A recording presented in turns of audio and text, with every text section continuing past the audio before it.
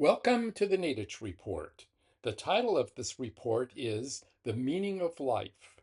It is based on a philosophical dialogue that I had published in The Skeptic magazine, Volume 8, Number 2, in the year 2000. The dialogue consists of an atheist and a theist arguing about their radically different views about the meaning of life. But first, let's start with an introduction. The question about what is the meaning of life makes many people uncomfortable. Perhaps this discomfort arises because the question makes us feel vulnerable. It forces us to question our reason for living. And what if, as many fear, we cannot find any meaning in life? Without a satisfactory answer, we risk feeling worse for having asked the question. In response to this discomfort, this question has been the subject of a great deal of humor. Humor, after all, greatly relieves discomfort. In The Hitchhiker's Guide to the Galaxy, for example, Douglas Adams observes, many, many millions of years ago, a race of hyper-intelligent pan-dimensional beings got so fed up with the constant bickering about the meaning of life that they decided to sit down and solve their problems once and for all. Their solution was to construct a stupendous supercomputer called Deep Thought to answer the question. After 7.5 million years of calculating, Deep Thought gave the answer, 42. When the answer was challenged with, is that all you've got to show for 7.5 million years' work? Deep Thought replied, I checked it very thoroughly, and that quite definitely is the answer. I think the problem, to be quite honest with you, is that you've never actually known what the question is.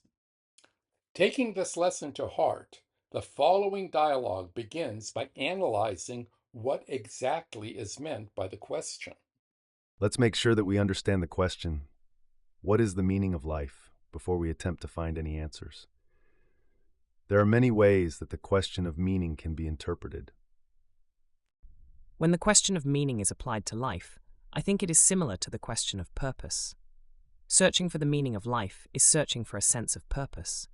Therefore, the question, what is the meaning of life, can be rephrased as, what is the purpose of life? I'll go along with that. But the question, what is the purpose of life, also needs to be clarified. What are we seeking when we try to find a purpose in life?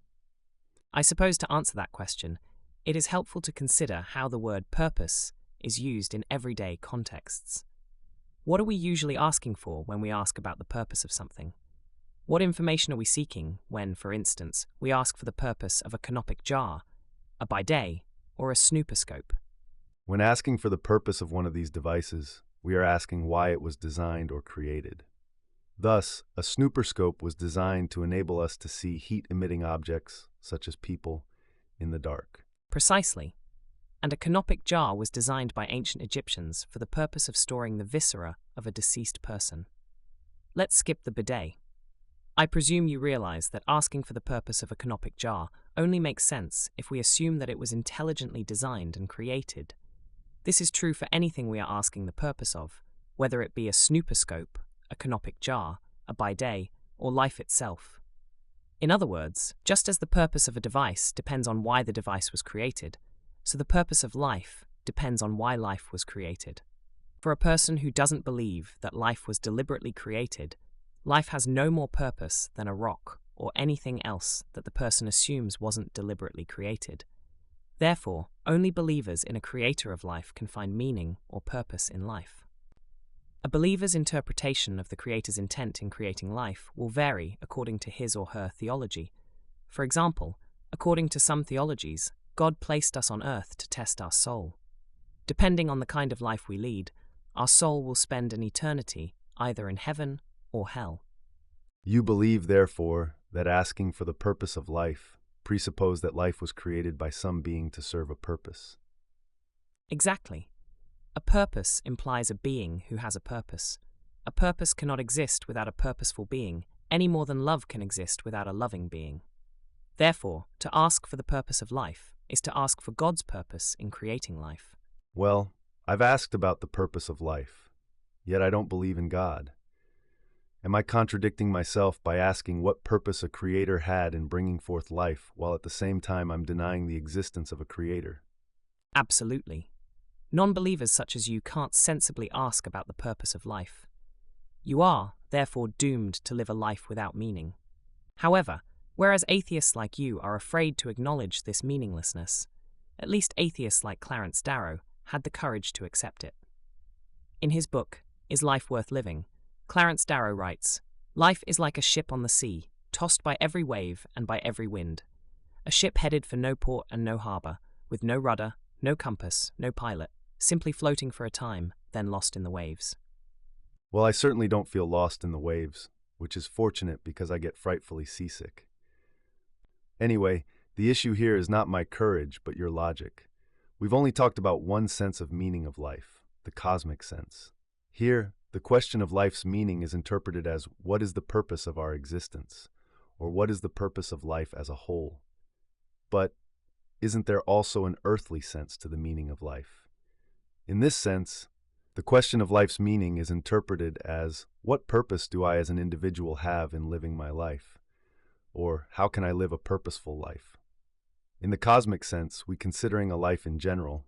In the earthly sense, we are considering the life of the individual. In a cosmic sense, we presuppose a being who created life for some purpose. However, in the earthly sense, no belief in a creator of life is presupposed. I agree that in the earthly sense, no belief in a creator of life or God is presupposed. But it doesn't follow that such a belief isn't needed to give a satisfactory meaning to life. The only real meaning is that which stems from God's purpose. You keep thinking of life as if it were a device. As you yourself have pointed out, asking for the purpose of a device is really about the purpose of those who created the device. The device itself is incapable of having a purpose in mind, because a device has no mind. When you ask for the meaning of our lives in the cosmic sense, you're reducing us to the level of a device, a mindless automaton. You're saying that the purpose of our lives is really about God's purpose in creating us, as if our aspirations and goals were irrelevant. I find this view very demeaning. Asking for the meaning of life in the earthly sense, however, isn't at all demeaning because such meaning flows from within rather than being imposed from without. Such meaning flows from our individually developed aspirations and lifelong goals. How? How can true meaning be found that isn't provided by God? Meaning can be found by reaching out to the world. Specifically, individuals can make their lives meaningful by linking them with something external that is independently worthy and important. How does this provide meaning? The problem of meaning arises because we are limited beings. Therefore, to find meaning, we must transcend our limits by connecting with external things of value and importance.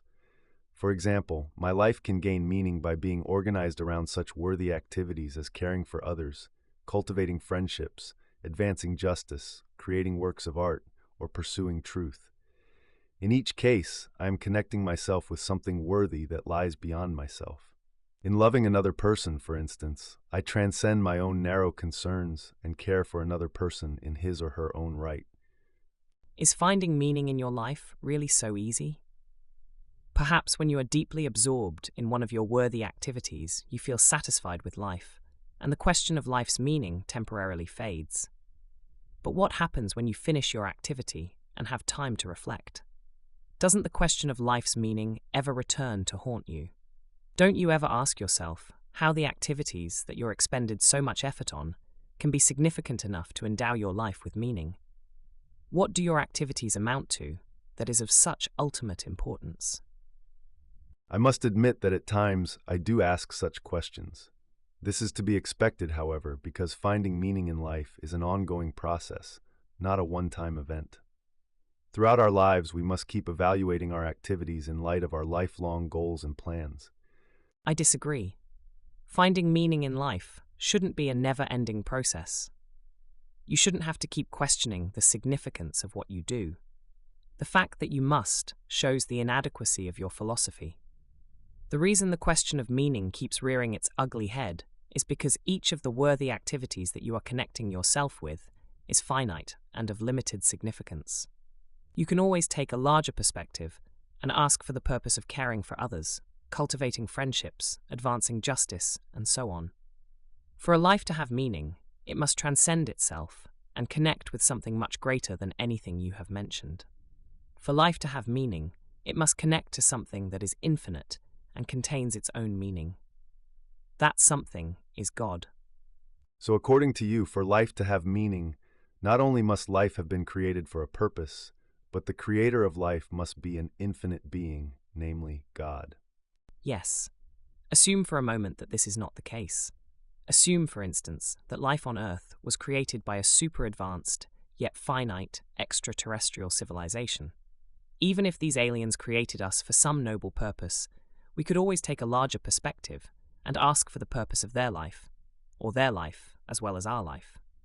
With God, however, there is no larger perspective one can take, because God encompasses everything. Asking for the purpose of God improperly implies that there is some larger purpose to which God can connect. But there is no larger purpose. God is infinite and embodies his own reason for existing. Your argument assumes that for life to have meaning, it must connect to something else that has meaning, which must connect with something else that has meaning, and so on up the ladder until one arrives at God. My life can have meaning, however, without climbing up this ladder of connections leading to God.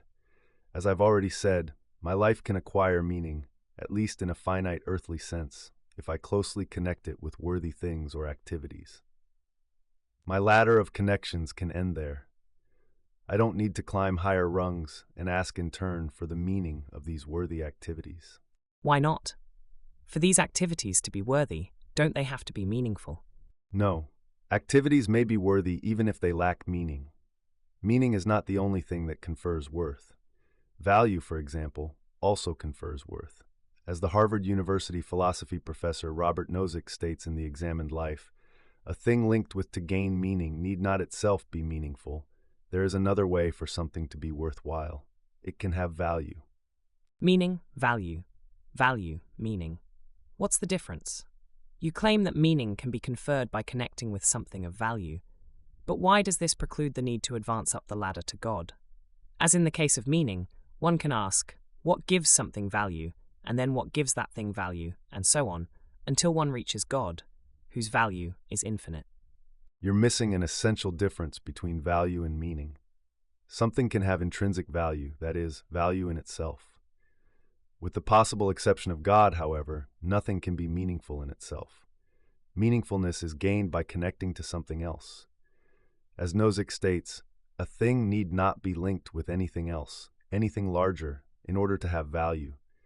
We need not look beyond something to find its intrinsic value, whereas we do have to look beyond a thing to discover its meaning.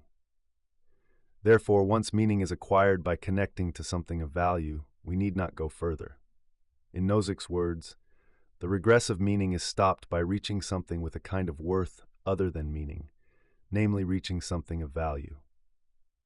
But how can something of value confer meaning if it itself is devoid of meaning? Where does the meaning come from, if not from the thing that provides the meaning? Meaning isn't passed along from one thing to another, like a disease that gets passed from one person to another. Meaning isn't something that can be passed along, but is a relationship. Just as a particular relationship between me and a child can make me a father, so a particular relationship between me and a worthy thing can make my life meaningful. Meaning doesn't flow from the worthy thing anymore that fatherhood flows from my child. So, you're generally satisfied that your life is meaningful by connecting with things having earthly value. Don't you desire to connect with something of cosmic significance? The universe as a whole, if not an infinite being. Actually, I do take some comfort in the realization that the atoms that make up our bodies, like carbon and oxygen, were forged inside ancient stars that exploded billions of years ago. Instead of finding ourselves strangers in an alien universe, we discover that we are intimately connected to the universe, that we are children of the stars, or in Carl Sagan's words, we are made of star stuff. Yet connecting oneself with God is fundamentally different from connecting oneself with the vast cosmos. Unlike the cosmos, God has a plan for us, and we play a central role in his plan. My role might be important to God, but it doesn't necessarily follow that it is important to me. Consider, for instance, Arthur C. Clarke's short story, The 9 Billion Names of God. According to a lama living at a monastery high in the mountains of Tibet, God's sole purpose in creating us is for us to guess his name. Since nobody has a clue to God's name, all the billions of possible names must be tried. This is an extremely time-consuming task. To greatly speed up the task, the Lama has a high-speed computer installed at the monastery and instructs the computer to list all the possible names of God. Once the computer hits upon God's name, God's purpose has been achieved, and the universe fades away. This story shows that God's purpose may not serve our interests. In this parable, humans are critically important in God's plan because only they can discover his name. Yet why should humans help find God's name? It may be of utmost importance to God, but to us it is a meaningless task, and we are only rewarded with our own demise. Clarke is an engaging storyteller, but that's all this is, a story. According to most Western religions, God bears no resemblance to the capricious and uncaring God in Clarke's story. God cares for us and doesn't sacrifice us for the sake of something else. But the question remains, what is it about God's purpose that endows our lives with meaning? As Clarke's story illustrates, it is not enough that God created us for some purpose. For life to be meaningful in the cosmic sense, life's purpose must itself be meaningful. I agree that not any purpose will suffice to give life meaning. For life to have cosmic meaning, it must have been created for an important and worthy purpose. Again, according to most Western religions, this condition is met. God's purpose in creating us has meaning for us as well as for God. Our role in God's plan is of central importance to us and to God, and reflects a part of ourselves that we prize. Therefore, a believer's purpose and God's purpose are one and same. Nevertheless, even a religious person may still find some meaning to his or her life that is independent of God's purpose. Not everything that provides meaning in a person's life must stem from God's purpose. Activities may be worth pursuing independently of any divinely ordained plan. Such a purpose in life that is apart from God's purpose is shallow and ultimately insignificant. Does this mean that, conversely, even the most narrow and aimless life is guaranteed to have meaning because of the purpose God has given to every life? That depends on whether God's plan requires anything of us. Fulfilling our God-given role might be something we do automatically, just by passively existing. Alternatively, fulfilling our God-given role may require us to take some action, or to be aware of and accepting of our role. For example, as I've previously mentioned, according to some theologies, God placed us on earth to test our soul. Depending on how we live our life, our soul will spend an eternity either in heaven or hell. The first alternative doesn't do justice to the fact that we consider some lives to be more meaningful than others. If God's cosmic plan automatically confers meaning to our lives, and if the way we live our lives can't significantly contribute additional meaning, then, contrary to common sense, every life must be equally meaningful. Furthermore, your second alternative, that our God-given role requires of everyone some special action or awareness, doesn't jibe with the way we evaluate lives. Consider what we look for when we ask whether a person lived a meaningful life. Meaningful lives are exemplified by people like Albert Einstein, Martin Luther King, and Socrates. What made their lives meaningful had to do with how they lived their lives. It has little to do with whether they believed in God or followed a general purpose in life bestowed by God. Not necessarily. There were religious people, such as Dr. King, who did good deeds because they believed in God. Their religious beliefs inspired them to lead a meaningful life. Perhaps, but we don't examine religious beliefs to judge whether a life is meaningful. I don't deny that a belief in God may motivate some people to live a meaningful life. The issue here, however, is what distinguishes a meaningful life. What do we look for when judging whether a life is meaningful? We judge Dr. King's life meaningful because of the worthy activities he engaged in, regardless of what religious beliefs prompted him to live such a life. So, what rendered the lives of Einstein, King, and Socrates so meaningful? What rendered these lives particularly meaningful had to do with meaning developed from within, rather than imposed from without. These people continuously sought and evaluated their own goals in life. These goals engaged and directed them in valuable and important activities. Einstein advanced our understanding of the workings of the cosmos. Dr. King advanced racial equality and brotherhood. Socrates advanced the art of philosophical investigation. In contrast, lives that we judge to lack meaning are aimless and without worthy goals. People living such lives do not extend themselves by participating in worthwhile activities, but stagnate in isolation or become absorbed with their own narrow concerns. Or consider the meaningless lives of those who toil over repetitive and insignificant tasks day after day, without any break from the boredom and misery. Nothing ever comes of such pathetic lives, except more of the same drudgery. I understand what you are saying.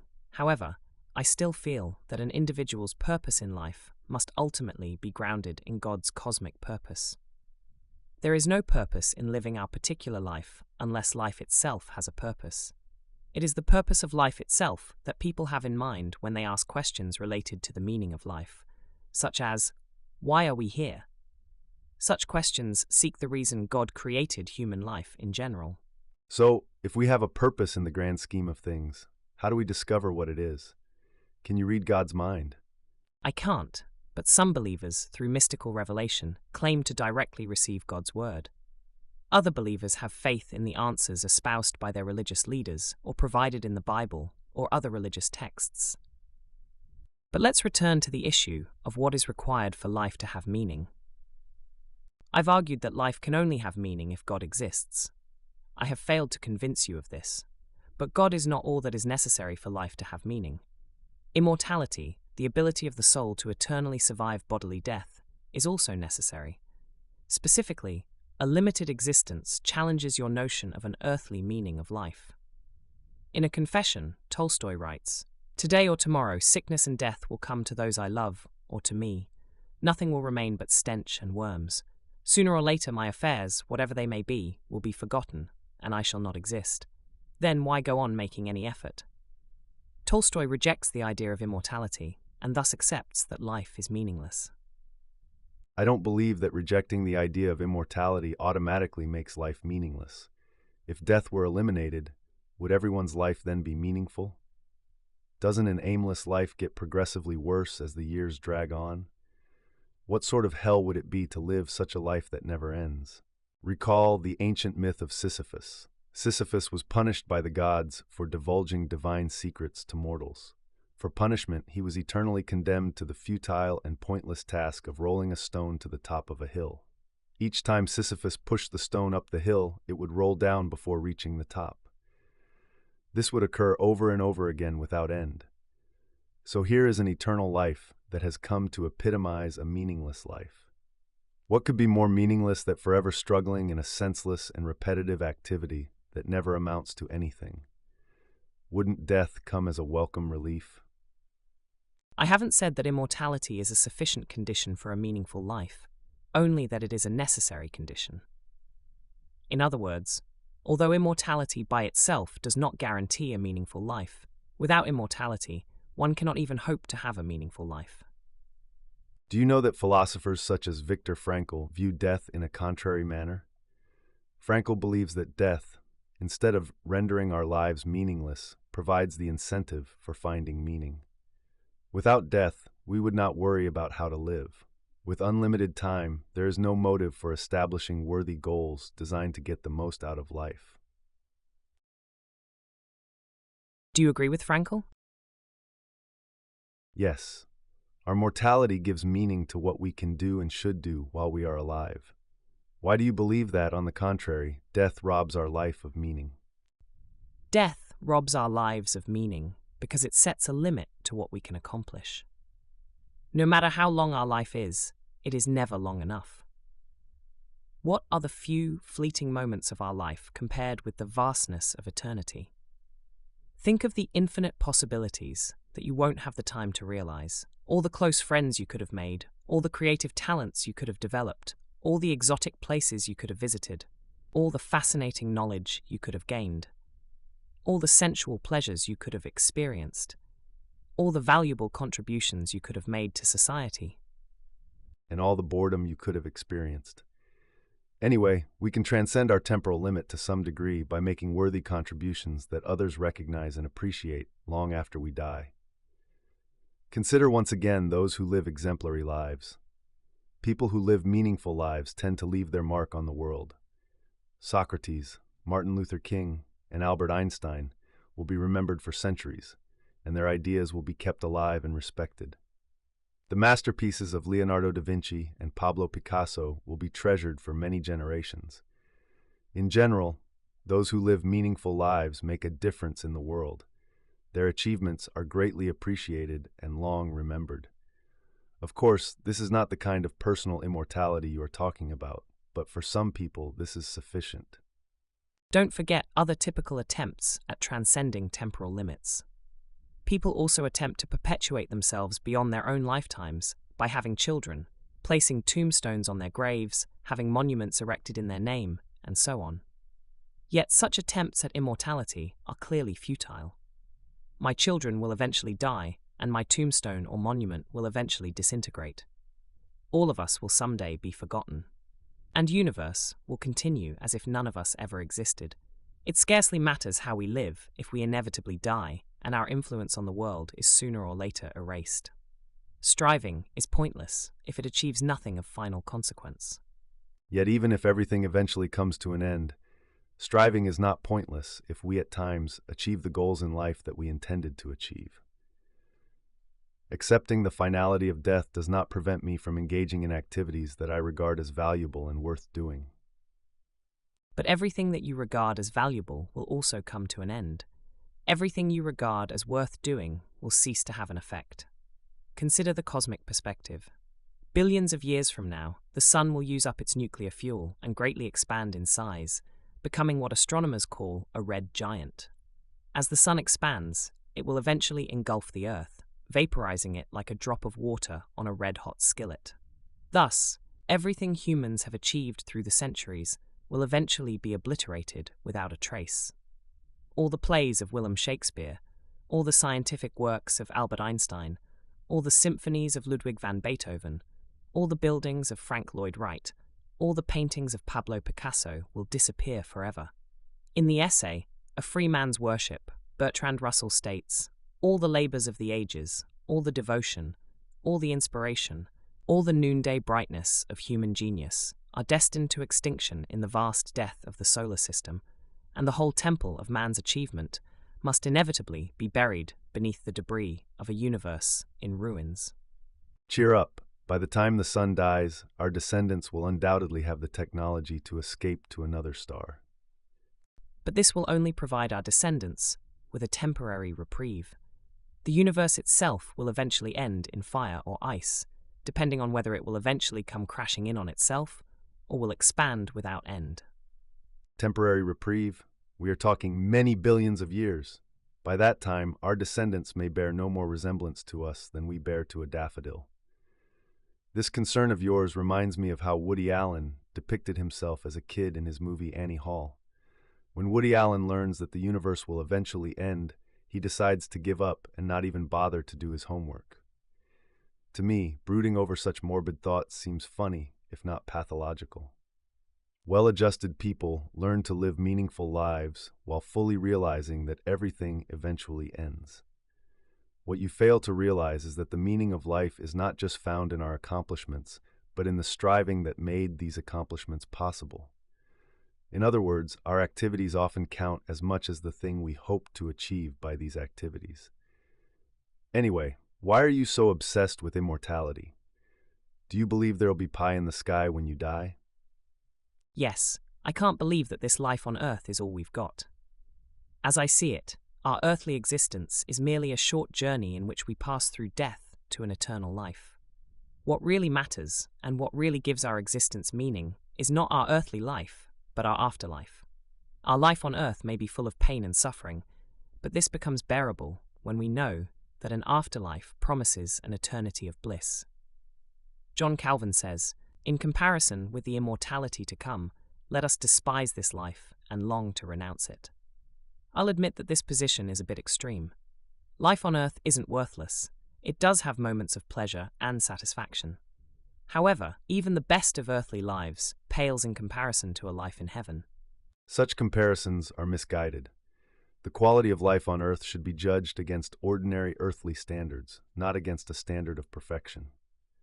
And be careful not to bliss out. The idea of an eternal afterlife is hard to imagine. Our memory, skills, and knowledge, for instance, largely define who we are. Would our memory grow without limit? Would we acquire skills without limit? Could our knowledge expand without limit? If so, what type of beings would we be in thousands, millions, billions, or trillions of years? Wouldn't we at some point cease to be human? Alternatively, if we could only retain a finite amount of memory, skills, and knowledge, would we still be eternal beings? I agree that an eternal existence is hard to imagine. I'll figure it out once I'm confronted with it. Anyway, it appears I can't convince you that immortality is required to give life meaning, any more than I've been able to convince you that God is required. It's hard for me to imagine what my life would be like without the belief in God and immortality. While you can't imagine what an eternal afterlife would be like, I can't imagine what eternal nothingness would be like. Non-existence after death is unimaginable. What about your non-existence before you were conceived? You were only brought into existence 13.8 billion years after the universe was born in a fiery Big Bang. Therefore, you've had 13.8 billion years of non-existence. The nothingness you'll face after death is the same as the nothingness you faced before birth. Anyway, you obviously have an overwhelming need to believe in God and immortality. But the need to believe in things in no way guarantees that they exist. As children soon learn, wishing that something is so does not make it so. If anything, your strong need to believe in God and immortality is biasing your thinking. You must diligently guard against too readily believing things that you desperately want to believe. Whether or not it is reasonable to believe in God or in life after death depends on the evidence we can offer. Of course. But what if I'm right and life cannot have meaning without God and immortality? Even if life is meaningless without God and immortality, this does not guarantee that God and immortality are realities. Perhaps life really is meaningless. Then why go on living? Because even if life is meaningless, all is not lost. Individual lives can always have meaning in the earthly sense, even if you don't find such meaning satisfactory. Furthermore, life without cosmic meaning can still have value. Anything, including life itself, can be valuable regardless of whether it was created for a purpose. You and I see things very differently. As I see it, we play the starring role in God's cosmic drama. And this cosmic drama doesn't end after one season, but plays for all eternity. Now you're waxing poetic. For me, however, life can be meaningful even though we are mortal beings in a godless universe. So, according to you, what is the purpose of life? Is the purpose of life to seek truth, love, self-knowledge, or spiritual perfection? Or is deep thought correct, and the answer to the meaning of life is 42? There can be no satisfactory formula answer. The meaning of life must be sought by each of us over the course of our lives. As I already mentioned, some people find meaning in such worldly activities as caring for others, cultivating friendships, advancing justice, creating works of art, or pursuing truth. But there is no single purpose in life that applies to everyone. A purpose cannot be bestowed on us from without, but must be found by each of us from within. We must continually seek and evaluate our most important goals and organize our life around those goals. As Milton Mayeroff says in his book on caring, no one else can give me the meaning of my life. It is something I alone can make. The meaning is not something predetermined which simply unfolds. I help both to create it and to discover it, and this is a continuing process, not a once and for all.